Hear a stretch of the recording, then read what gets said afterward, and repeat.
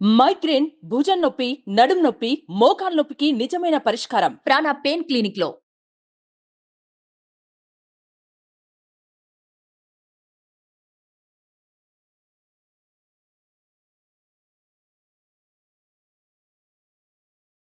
వాగర్థావివ సంపృక్తౌ వాగర్థ ప్రతిపత్తయే జగతః పితరౌ వందే పార్వతీ పరమేశ్వరౌ. సదాశివసమారంభాం శంకరాచార్య మధ్యమాం అస్మదాచార్య పర్యంతం వందే గురు పరంపరాం. ఆదిత్యాయ చ సోమాయ మంగళాయ బుధాయ చ గురుశుక్ర శనిభ్యశ్చ రాహవే కేతవే నమః. శృంగేరి జగద్గురు పీఠాధిపతులకి, కంచి పీఠాధిపతులకి నమస్కారములు తెలియజేసుకుంటూ కార్యక్రమాన్ని ప్రారంభిద్దాం. నవంబర్ 16వ తారీఖు నుంచి 30వ తారీఖు వరకు మీన రాశి వారికి ఏ విధంగా ఉండబోతుందో తెలుసుకునే ముందు గ్రహ సంచారం తెలుసుకుందాం. రాశిలోనే రాహువు, అలాగే తృతీయమందు గురువు వక్రీకరించి ఉండడం, పంచమందు కుజుడు స్తంభించి ఉండడం, సప్తమందు కేతువు, నవమందు రవి బుధుడు, దశమందు శుక్రుడు మరియు వ్యయస్థానమందు శని. గత ఈ మీన రాశి వారికి కనుక చూసుకున్నట్లయితే గత 3 నెలలుగా అనూహ్యముగా ఏలిన నాటి శని ప్రభావం ఉన్నప్పటికీ కూడా అనూహ్యముగా కొంత మంచి జరుగుతూ ఉన్నటువంటి కారణం ఈ గత వారం రోజుల నుంచి కనుక అబ్జర్వ్ చేసుకున్నట్లయితే 15వ తారీఖు నుంచి శని వక్రత్యాగము చేసి రుజుమార్గంలో ప్రయాణం చేయడం. ఈ కారణం చేత మీనరాశి వారికి సంపూర్ణంగా యోగించేటువంటి పరిస్థితుల్లో ఉన్నది. కానీ ఈ యొక్క మీనరాశిలోకి వక్రత్యాగం ఎప్పుడైతే ఈ మీనరాశి వారికి శని వక్రత్యాగం ఎప్పుడైతే చేశాడో మళ్ళీ ఏలిన నాటి శని ప్రభావం ప్రారంభమైంది. కాబట్టి జాగ్రత్తలు పాటించండి. రానున్నటువంటి 4 నెలలు డిసెంబర్, జనవరి, ఫిబ్రవరి, మార్చ్, ఈ రానున్నటువంటి 4 నెలలు శని రుజుమార్గంలో ప్రయాణం చేస్తూ శనిదోష ప్రభావానికి గురి అవుతూ కాస్త కష్టములని పెట్టేటువంటి అవకాశాలు ఈ మీనరాశి వారికి ఎక్కువగా గోచరమవుతున్నాయి. కారణం గురువు యొక్క అనుగ్రహం కూడా, రాశినాథుడైనటువంటి గురువు కూడా వక్రీకరించున్నటువంటి కారణం చేత ప్రధానంగా కొన్ని సమస్యలు అనేటువంటివి వస్తాయి. అయితే శుక్రగ్రహము, బుధగ్రహము మరియు ఈ రాహువు, ఈ గ్రహాలు కొంత అనుకూలంగా ఉన్నాయి. కానీ మిగతా గ్రహాల యొక్క సంచారము అనుకూలంగా లేని కారణం చేత సమస్యలు అధికంగా ఉంటాయి. అయితే గ్రహ గమనం కనుక చూసుకున్నట్లయితే శుభ అశుభ మిశ్రమ ఫలితాలు అనేటువంటివి ఉంటాయి. ముఖ్యంగా ఏ ఏ రంగాల్లో ఉన్నటువంటి వాళ్ళు జాగ్రత్తలు పాటించాలి, ఎటువంటి నియమాలు పాటించాలి అని అంటే ఎఫ్ఎంసీజీ రంగము, రియల్ ఎస్టేట్ రంగంలో ఉన్నవాళ్ళు, అలాగే లాయర్ వృత్తిలో ఉన్నటువంటి వాళ్ళు, రైతులు మరియు మైనింగ్ వ్యాపారస్తులు, అలాగే ఎలక్ట్రానిక్స్ అండ్ ఎలక్ట్రికల్ రంగంలో పనిచేస్తున్న వాళ్ళు, పవర్లో పనిచేస్తున్నటువంటి పవర్ జనరేషన్ పనిచేస్తున్న వాళ్ళు, సాఫ్ట్వేర్ రంగంలో ఉన్నటువంటి వాళ్ళు, ఫుడ్ బిజినెస్లో ఉన్నటువంటి వాళ్ళు, అలాగే రెస్టారెంట్ అండ్ హోటల్ నడిపేటువంటి వాళ్ళు, ఎఫ్ఎంసీజీ ప్రొడక్ట్స్లో ఉన్నటువంటి వాళ్ళు, వీళ్ళందరికీ కూడా సర్వత్రా అన్ని రకాల వృత్తుల్లో ఉన్నటువంటి వాళ్ళకి మంచి జరుగుతుంది. స్త్రీపరముగా స్త్రీల సంబంధమైనటువంటి విషయాల్లో అనగా డ్రెస్ మెటీరియల్స్ కావచ్చు, కాస్మెటిక్స్ రంగంలో ఉన్నటువంటి వాళ్ళు కావచ్చు, ఇతరత్ర వాళ్ళకి మాత్రమే అనుకూలం తప్ప మిగతా అన్ని రంగాలలో ఉన్నటువంటి వాళ్ళకి సాధారణమైనటువంటి ఫలితాలు ఉంటాయి. కాబట్టి ఎక్కువగా వ్యాపార విస్తరణ కానీ లేకపోతే కొత్త బ్రాంచ్లు ఏర్పాటు చేయడం అనేటువంటిది కానీ ఈ 16 నుంచి 30వ తారీఖు నవంబర్ మధ్యకాలంలో చేయకపోవడమే చాలా మేలనేటువంటి విషయాన్ని గమనించుకోవాలి. ఇక నిరుద్యోగస్తులకి నిరాశగా ఉంటుంది. అనగా ఉద్యోగం అనేటువంటిది సరిగ్గా లభించకపోవడం, తద్వారా ఎక్కువ వ్యయ ప్రయాసాలు కోరిస్తే ఏదో కొద్దిగా ఆశావహ దృక్పథం అనేటువంటిది ఉంటుంది. అంతే తప్ప ఉద్యోగం లభించడానికి మాత్రం ఇది సరైన సమయం కాదు.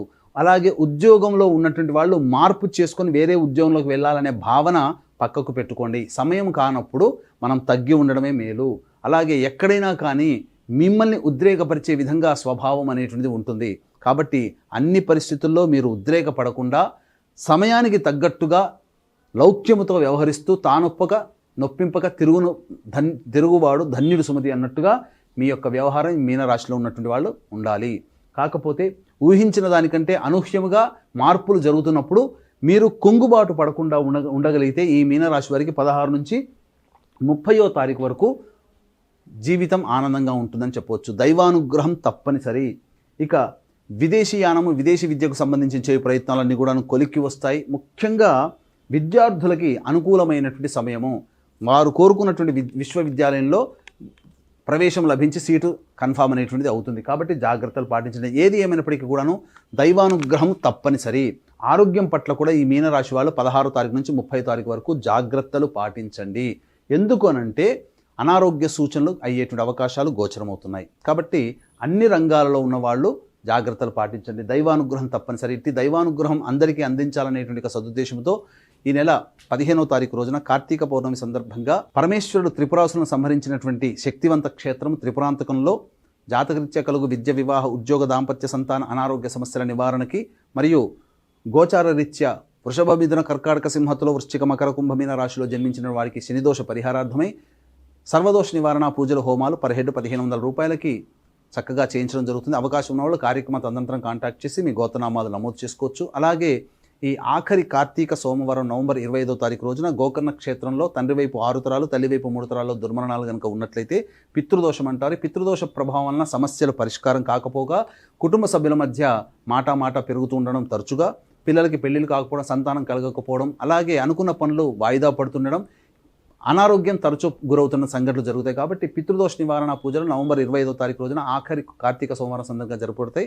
వాటి వివరాలను కార్యక్రమం తదనంతరం కాంటాక్ట్ చేసి తెలుసుకోవచ్చు. ఇక 16వ తారీఖు నుంచి 30వ తారీఖు వరకు ఆదాయం, ఖర్చు ఏ విధంగా ఉంటుంది, మంచి చెడు, ప్రశాంతత ఏ విధంగా ఉంటుంది అనే విషయాల గురించి తెలుసుకుందాం. 16, 17 తారీఖులో కనుక గమనించుకున్నట్లయితే దైవానుగ్రహం చేత పెద్దల యొక్క సహాయ సహకారాలతో మీకున్నటువంటి సమస్యల నుంచి ప్రధానంగా బయటపడతారు. అవసరానికి తగ్గట్టుగా సమయానికి తగ్గట్టుగా మీకు డబ్బులు చేతికి అందుతాయి. రాని బాకీలు కూడా వసూలు అవుతాయి. 18, 19, 20 తారీఖుల్లో తల్లిగారి ఆరోగ్యం పట్ల శ్రద్ధ వహించాలి. మీరు వాహనం నడిపేటప్పుడు జాగ్రత్తలు పాటించండి. గృహం మరమ్మతులకి, వాహన మరమ్మతులకి ఖర్చులు అవుతాయని చెప్పవచ్చు. ఇక 21, 22 తారీఖుల్లో వృధా కాలయాపన, మానసిక ప్రశాంతత లేకపోవడం, అలాగే మీకు అనారోగ్య సూచనలు గోచరమవుతున్నాయి. 23, 24 తారీఖుల్లో, 25, 26, 27 తారీఖుల్లో రాని బాకీలు వసూలు అవుతాయి. ఖర్చులు కూడా తగ్గట్టుగా సమయం అనేటువంటిది మీకు అనగా సమయానికి డబ్బు చేతికి అందుతుంది. అలాగే జీవిత భాగస్వామి తీసుకునే నిర్ణయం, వ్యాపార భాగస్వామి తీసుకునే నిర్ణయం మీ యొక్క జీవితంలో అభివృద్ధి అనేటువంటిది ఉంటుందని చెప్పవచ్చు. ఇక 28, 29వ తారీఖులో కనుక గమనించుకున్నట్లయితే ఖర్చులు అధికంగా ఉంటాయి, ప్రశాంతత లోపిస్తుంది. డబ్బులు అప్పుగా ఎవరికి ఇవ్వకండి.